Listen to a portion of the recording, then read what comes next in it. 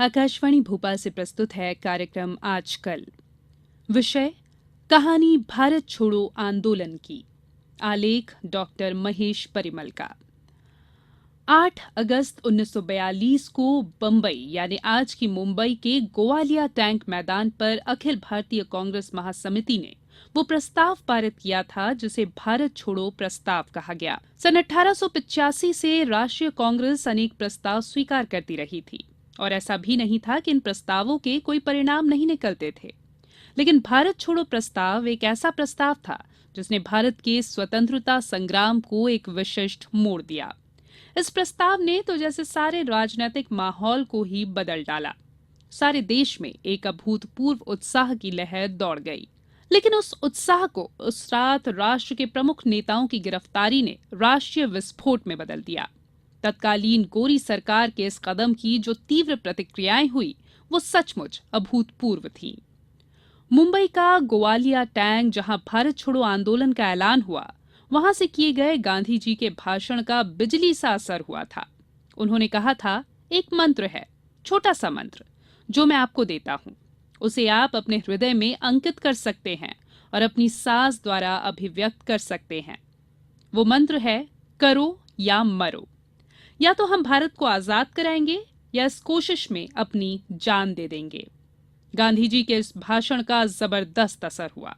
लोग सचमुच ही मरने पर उतारू हो गए।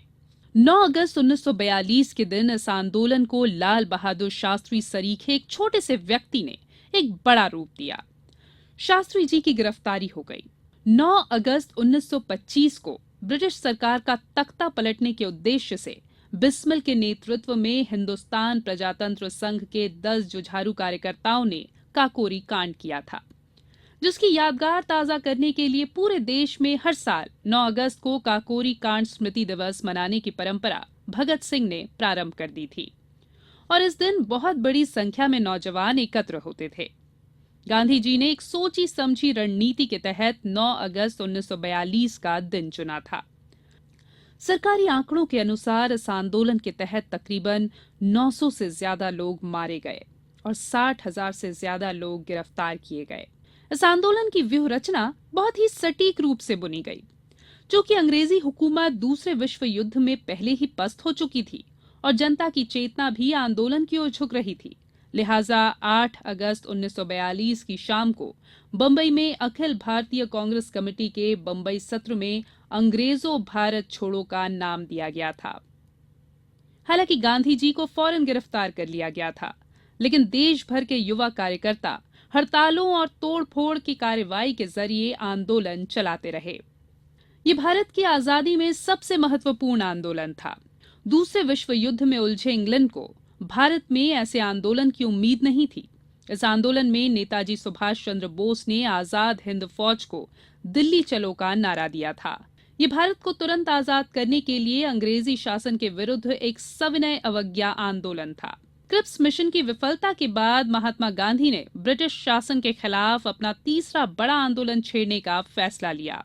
उन हालात में कांग्रेस में जयप्रकाश नारायण जैसे समाजवादी सदस्य भूमिगत प्रतिरोधी गतिविधियों में सबसे ज्यादा सक्रिय थे।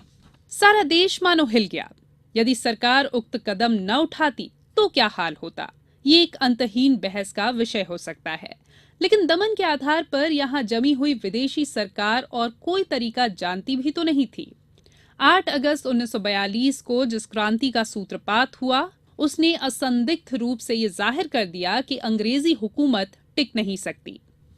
भारत छोड़ो आंदोलन सही मायने में एक जन आंदोलन था, जिसमें लाखों आम हिंदुस्तानी शामिल थे। इस आंदोलन ने युवाओं को बड़ी संख्या में अपनी ओर आकर्षित किया। जून 1944 में जब विश्व युद्ध समाप्ति की ओर था तो गांधी जी को रिहा कर दिया गया। जेल से निकलने के बाद उन्होंने कांग्रेस और लीग के बीच फासले को पाटने के लिए जिन्ना के साथ कई बार बात की। 1945 में ब्रिटेन में लेबर पार्टी की सरकार बनी। ये सरकार भारतीय स्वतंत्रता के पक्ष में थी। उसी समय वायसरॉय लॉर्ड वॉवेल ने कांग्रेस और मुस्लिम लीग के प्रतिनिधियों के बीच कई बैठकों का आयोजन किया। दरअसल सन 1942 की क्रांति पिछले 57 वर्ष से राष्ट्रीय कांग्रेस जो आंदोलन चला रही थी, उसका उफान था। इस उफान ने अंग्रेजों की आंखें खोल दी। इस उफान की पृष्ठभूमि में लोकमान्य तिलक और उनके बाद महात्मा द्वारा जगाई गई राष्ट्रीय चेतना थी। लिहाजा सन 42 के सिर्फ 5 साल बाद ही भारत स्वतंत्र हो गया। निश्चय ही इसके साथ विभाजन की हृदय विदारक त्रासदी भी जुड़ी थी। फिर भी ये तथ्य तो स्पष्ट है कि भारत छोड़ो आंदोलन ने अंग्रेजों को स्पष्ट कर दिया था कि अब उनकी हुकूमत चल नहीं सकती। आप सुन रहे थे आकाशवाणी से कार्यक्रम आजकल।